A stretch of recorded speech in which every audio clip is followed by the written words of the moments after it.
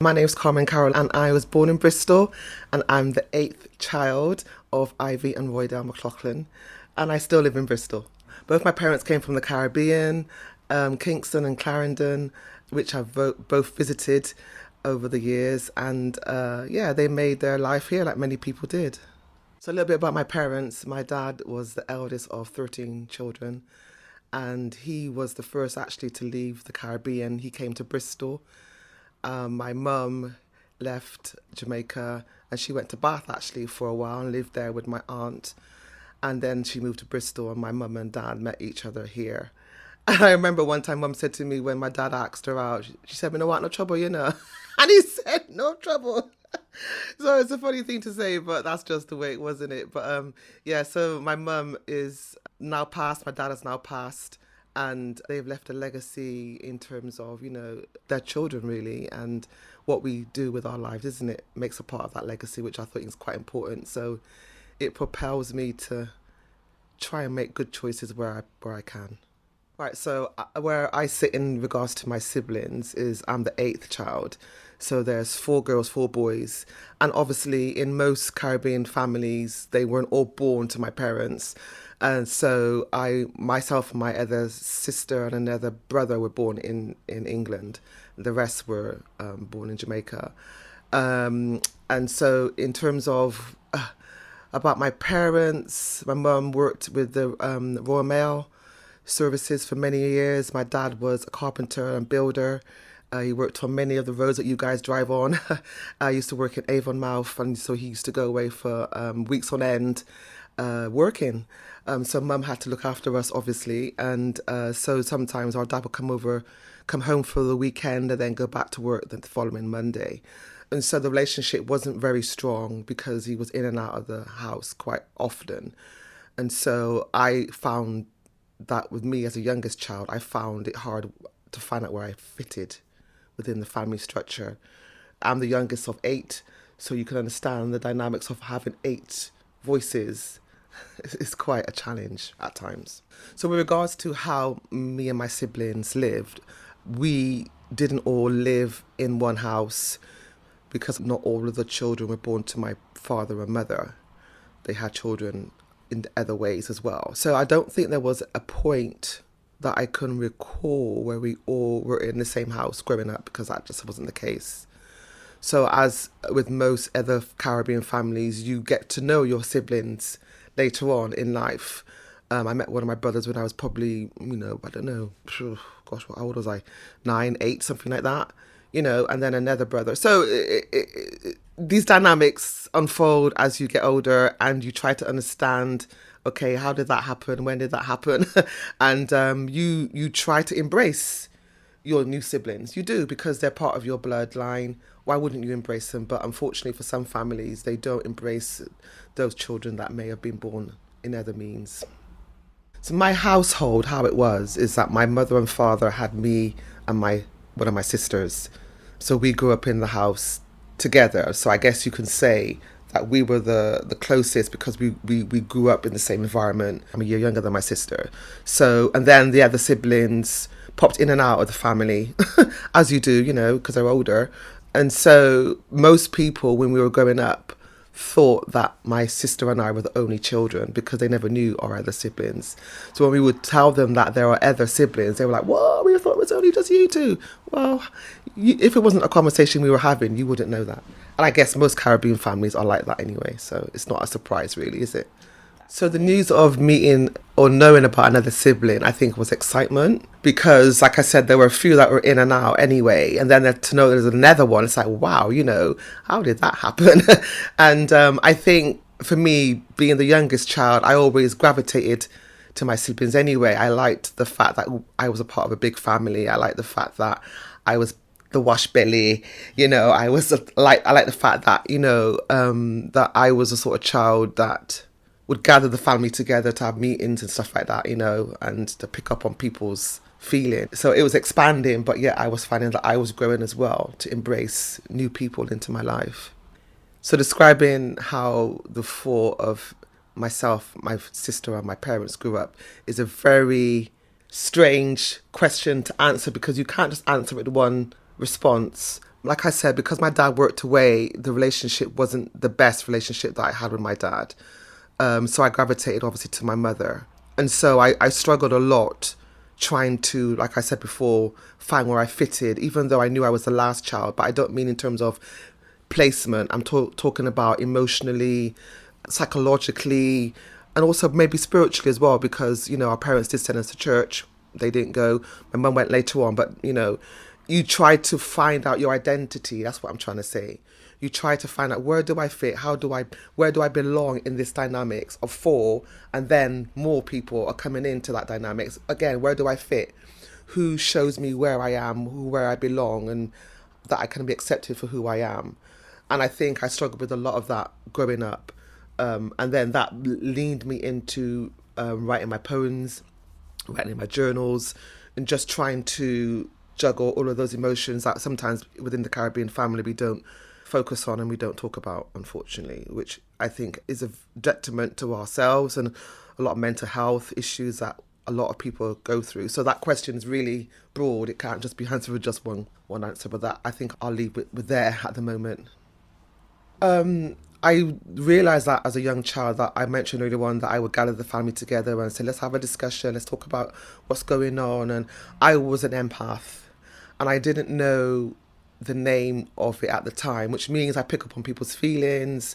I pick up on stuff that may not be going too well in the room. And so, or maybe some people may call it sensitive or too sensitive, but that was always used against me in some way. So I find that I would just gravitate to people's feelings and want them to be happy, I guess. And I would write in my journal, I would write how I felt. And then my poems started to come out. I started to be more creative and expressive, how I was feeling. And then as the years went on, I had quite a lot of journals that I gathered, which I didn't know I had, because you're just writing in your journals, you're just trying to express and feel and find a place. And then I guess probably about 4 years ago or so, I decided to gather them together and started reading through them. I realised that I wrote my life story in my journals and I thought, wow, gosh, Carl, you were really depressed there. And it was like, wow, I felt for the little me. I felt for the little Carmen that didn't know where she fitted. And then that pushed me or propelled me to write in my book 4 years ago about my experience of emotional abuse. And the way that my parents may have treated me differently to my siblings or was evident to me as I grew older. And let me just backtrack a little bit. I think what I learned to understand is that our parents gone through stuff themselves. And so because they may have struggled with belonging, a sense of belonging, not just in a country that's new, but also in their family dynamics, because you left your family to go to a completely new place and don't know nobody really unless you go with people that you know. I found that my dad struggled a lot in finding his identity as a son with my grandfather. And so because I understood that, I then understood why his dynamics with me was it was volatile, okay? And so I struggled with that in terms of trying to find my place, again, like I said, in dynamics, in relationships, in friendships. It was always a struggle for me. The relationship with my siblings, for some of us, there are several years gap. Okay, I'm in my 50s now, so you can understand. So there's several years gap for me and my siblings. So me and my siblings, with some of them, it was okay. It was, pretty low key, not much going on in terms of just the basic information and basic interactions. With some of the others, there may be a bit more friction in terms of being heard. I think I mentioned that earlier on. Being heard sometimes was a little bit of a struggle because I was the youngest. It's almost like, okay, I don't know nothing, but I'm somebody too. No matter how young I am, wisdom doesn't always come with age. It comes with experience. And so I found that with some of my relationships were very volatile and very hurtful and very unfamiliar, because I didn't know a sibling relationship could turn in the way that some of my relationships with my siblings turned, in terms of, like I said, about me overcoming my emotional abuse. But I found that some of the other siblings wasn't aware of that going on. Some were, and so it's again trying to find who can I trust within this dynamics with what I'm going through. And when you don't have a sense of trust, you then almost begin to distrust everybody, which is sad to say that. But if we don't have a grounded sense of belonging, then that foundation could easily be shaken by a dysfunctional relationship that impacts everything else. Because you start seeing other relationships through the same lens as that particular relationship that is very volatile towards you. Unfortunately, because it can consume you. And I think for a very long time it did consume me because I didn't know what to do with it or how to navigate through it. So the relationship that I just described, the dynamics, how it's shifted now from being a child to an adult has been quite significant in terms of how I now see myself and how I now define myself. Because for me, I found that I was almost like walking on eggshells. It's almost like I felt like there were certain things you couldn't say or couldn't do because you would get a negative reaction to it.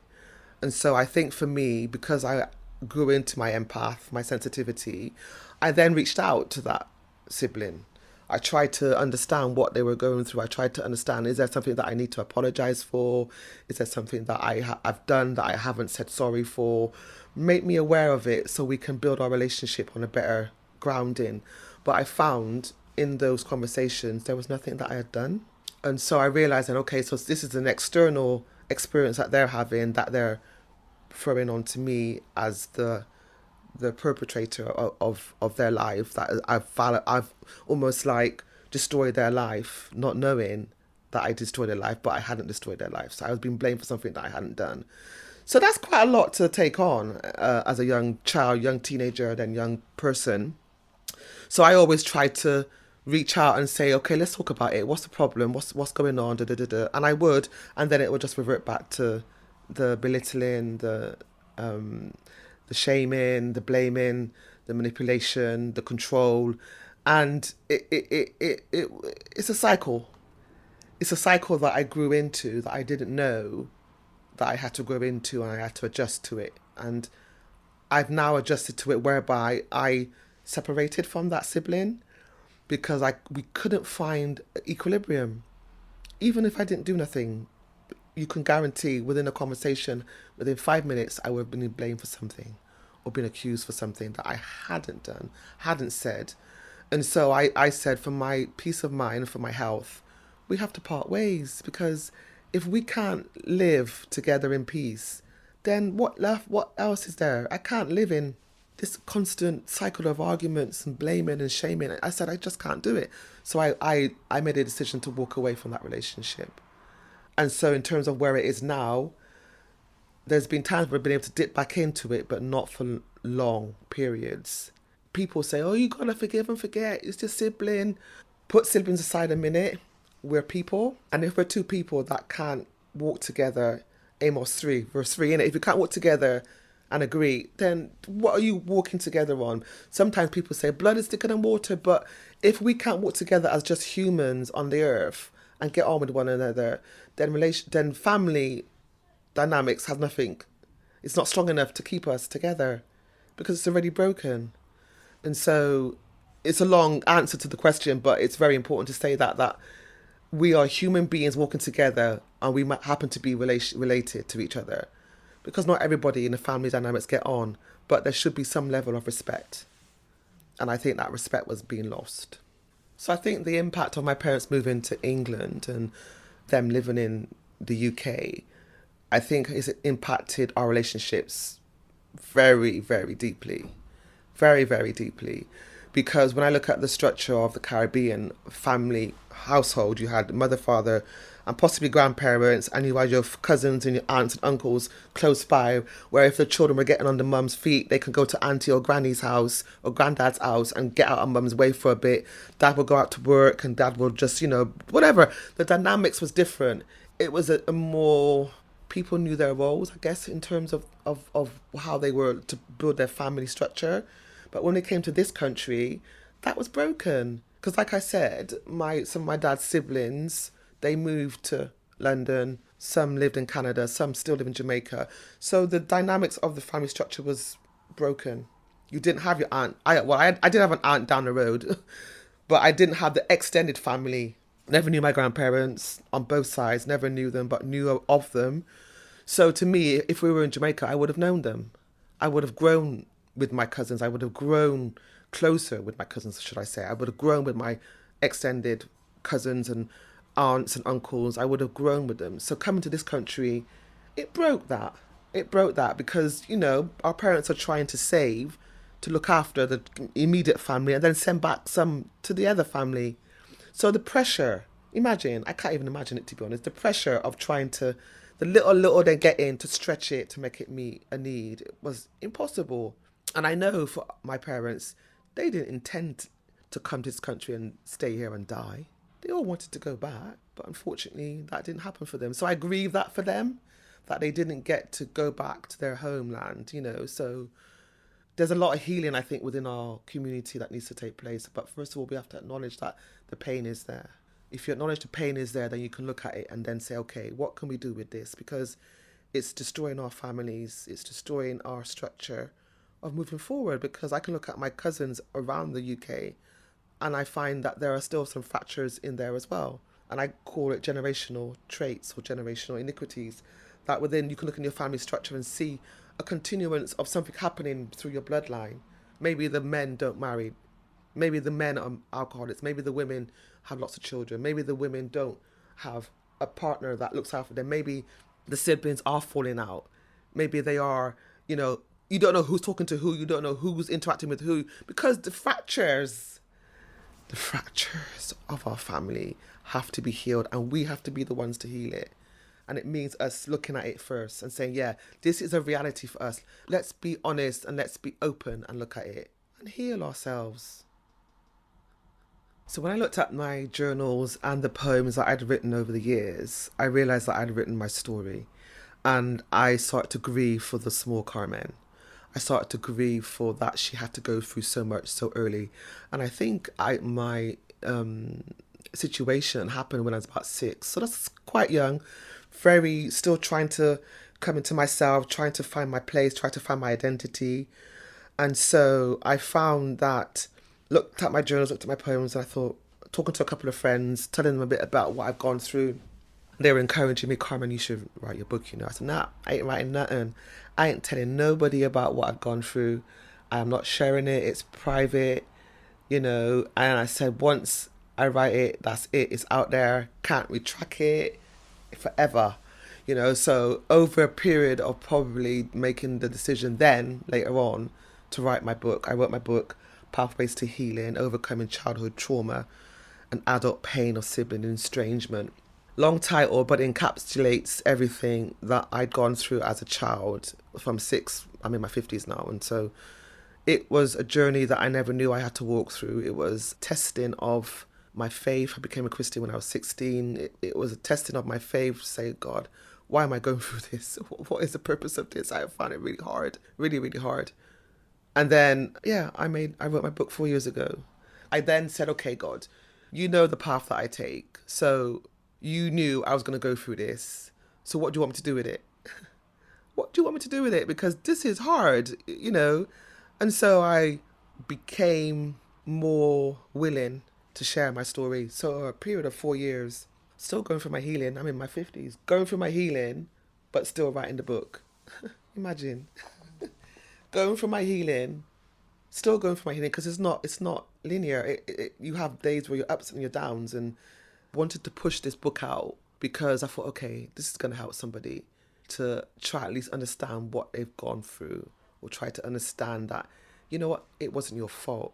We all make choices. We're all broken. And when the cliche, hurt people, but it's deeper than that. I found that my journey was a spiritual journey because I had to, like I said, lean into my faith. And then what I did in the book, I actually brought the story of Joseph from the Bible into the book because he was betrayed by his siblings, by his brothers. And then I thought, gosh, Joseph from another mother, you know what I mean? I thought, I can relate to you, mate. I can definitely relate to what you've gone through, because never in my wildest dreams did I think I would go through something like that. But my emotional abuse didn't just start with my sibling in particular. It started with my dad, because my dad, like I said, was very volatile, very angry towards me. I almost felt like, gosh, am I actually in the way? I started to internalize this, and I thought, and I was 8 years old, one Saturday morning, just putting the dishes away as you do, doing your chores. Dad came downstairs. I had a pot in my hand, and Dad said to me, "What, you want to hit me with the pot?" And I thought, "Oh my goodness, oh my goodness." At that point, I thought, this is strange. And I went outside, and I said to my dad, 8 years old, I said, "Dad, who hurt you so much that you have to hurt me?" And I left it like that. Don't ask me where the boldness came from. I think that day, I thought, you know what? I can't do this with you. I ain't doing this with you. I ain't got nothing in my heart towards you. What? So I left it there. My dad didn't say nothing, he just looked at me. But then, like I said earlier on, I then understood he struggled with his identity. My granddad never acknowledged him as his son. His first son, you know. Imagine not being acknowledged as the first son of 13. Now, that pain goes deep. Every other child you have, you acknowledge. Every other child you embrace. But this one, I can understand that pain. But, like I said earlier on, until we look at it, this is the issue. This is the truth of the issue, or this is your perspective of the issue, because we can all have our own perspective of the one issue. But for me now, let's look at the truth. What's the truth about the situation? You're hurting and you need healing. That's the bottom. You're hurting because someone didn't acknowledge you, someone didn't put their affirmation on you. What's the truth? You're hurting deeply, and you need healing. So let's look at that. Because we carry this for too long. We carry it for too long. So I hope my book would help people. There are some triggers in there. I'm not going to sugarcoat it. But you take your time, read it, innit? There are parts in the book where I've asked you certain questions about what you've just read. And you can just do a little bit of journaling yourself to help yourself get to a place of equilibrium and peace. God doesn't want us to keep on carrying these weights, because they're weights and they're too heavy. And he wants us to let them go and lay them down. The best and worst experience of being born to immigrant parents. The best, I think, is that my parents are my parents. Regardless of what I've gone through, they're still my parents. I can't change that. There's nothing I can do about it.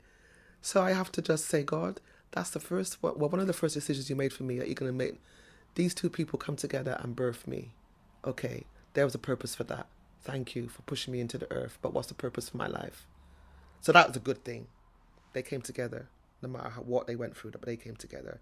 The worst thing, I think, was that there were generational iniquities in my family that have continued. Probably was there before they were even born, to be honest. Because if you look back 2 generations, their parents were probably slaves. So it's just the generational iniquities that haven't yet stopped within my family bloodline. That's probably one of the worst things, I think. Because we're still... a lot of us are still navigating through the hurt, however the hurt may come. Some have verbalized it and some haven't. And I always think it's the hidden hurt that does the worst damage, because you haven't brought it into the light. You got to bring it into the light, even if it means you talk to one trusted friend or a counsellor or someone that you don't even know. A counsellor can go to counselling and not know the person, but you can still pour it out, lay it out. So that's one of the worst, I think, for me, because I'm thinking, okay, who's going to stand up and deal with this issue in the family? And I realised it probably was me. But I'll ask those that are listening, maybe it's you. Maybe you're the one to stand up and deal with the family iniquity that you've been battling with for years. I know you're the one that probably recognise it and identify it, because you're probably the one to help break it once and for all. So just to give you an overview of some of the chapters in the book, that may interest you to buy the book. One of them in particular, and I think I've mentioned it as well, about generational iniquities, and it's called Family Feuds Has Roots. And as we know, roots go deep, they go wide, they go back. And I basically mentioned in there, like I said earlier on, that maybe there's something in your family that happens maybe every year or every time of the year, or you see within your family structure around the UK, around the Caribbean, wherever they are, that there are things that happen that you don't yet know how to identify it. I go into blame and shame, whereby it's almost like a cloak that you wear. Blame and shame is something someone else can put on you, or you can put on yourself. And what it does, it makes you feel isolated. It makes you feel lonely. It makes you feel like you can't speak up. It makes you feel like you're not seen. Another part is another positive one, which I look power in a name. And I look at life sometimes gives us clues on what we should be doing in life. And I never knew I was going to become an author. Maybe I did back in my mind, but it wasn't the forefront of my mind. And so I say that, look at the power of your name. Has someone tarnished your name? Have you embraced your name? Have you embraced what your name means? Because there's meaning in our name, and sometimes life gives us clues. Like Carmen for me is song or garden. My middle name Patricia is noble, and my last name Carrol is warrior. And I, even though I never knew I was going to be a warrior, I guess I've probably always been a warrior from a very young age. And then I have other ones where I talk about Joseph, so by his brothers. I do the comparisons of Joseph and Jesus because he was obviously a depiction of Jesus as well. Well, I would like to give somebody hope listening to this, because even though I said that some of my relationship with my siblings have been difficult and there has been estrangement, whether it's me stepping away or them stepping away, and I want to clarify that they make decisions themselves as well, so it's not all my decision. But you know what? I just want to say God has been good, because in the last probably 4 weeks, the siblings that I have, there's been an estrangement. God's just hooking me back up with them. Imagine. It's like, Lord, you're good. It's like God is just hooking me back up with them. If it's a conversation, if it's trying to meet in the middle, I thought, Lord, you're good. I did not see this coming. So just persevere. Persevere and pray. Those two P's. Persevere and pray. Somebody needs to be praying for the family, and you know what? If just pray for the family. If it's you, pray. Keep on praying, because God is able to turn anything around.